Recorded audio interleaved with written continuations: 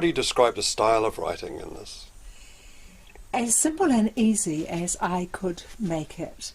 I wanted it to be a piece of work that anyone could read and share. I particularly thought that children around the age of between 8 and 12 who could read well would gather a great deal out of this, and that teachers could read it to their classes, that it could be an educational support to teachers who are learning and in training to begin to understand the complexities of having gifted children amongst them and children with big dreams.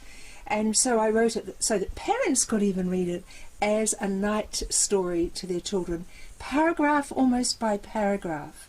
And I made quite sure that the descriptions of the people and the characters were very solid and gave a clear idea of the kind of people who were around children on a daily basis in our communities in New Zealand, but often we don't know they're there. Yes, I think that's one of the brilliant things about this book. When you first read it, you think, oh, Shona's written this, but the language, it takes you to that world, doesn't it? Yes, well, I live in a dream world myself, and I've been a big-time dreamer and a storyteller, and I've written many stories for children, and I know how, or have learned how, you must give clear pictures of the place, of the time, of the mood, of the space that these characters are working in, and how to pen it quite quickly and make no doubt about the fact that this is a true character we're dealing with here. So I enjoyed that part of it. One of the hardest things for writers sometimes is knowing when to finish and knowing where to end. And how did you get on with that? Very poorly, I think, because I've written a sequel.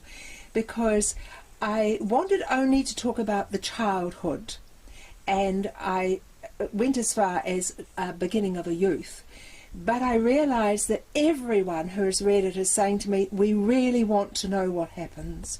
We really need to follow this life along now, especially the younger creators who have gone through art houses and who are struggling in education at a more advanced level, have said to me, please write the rest of it. So I turned around and did it, and found it fascinating.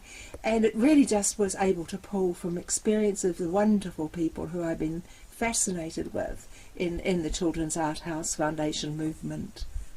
So there is a second novel? Yes, there is. And it could be considered part 2 of The Dream, which is bigger than I am. And it's about having a greater love for the community, of holding the bigger love, so that you can survive as an artist with vision. How do you get characters to actually sustain that? Because that's quite a big concept, isn't it? And it must be quite difficult, or is it? Well, it was challenging. And in order to write a sequel, I had to lock myself away, as I can do. I'm quite a good hermit, although people think I'm a very social animal. I'm a very good hermit, and I can be very focused. And so I am quite able to stay in my studio or room in my study and write for a week, just listening to music and literally dwell with these characters. And it's a great privilege, of course, to be able to do this.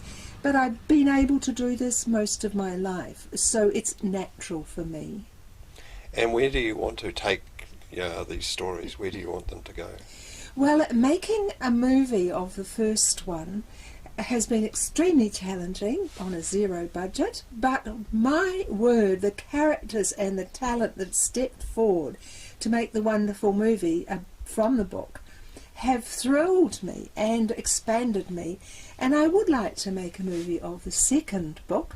However, it is quite a beast. It's a very big legend and story, and that would take some negotiation, but we'll see. If the pressure comes on, well, I'm up for it.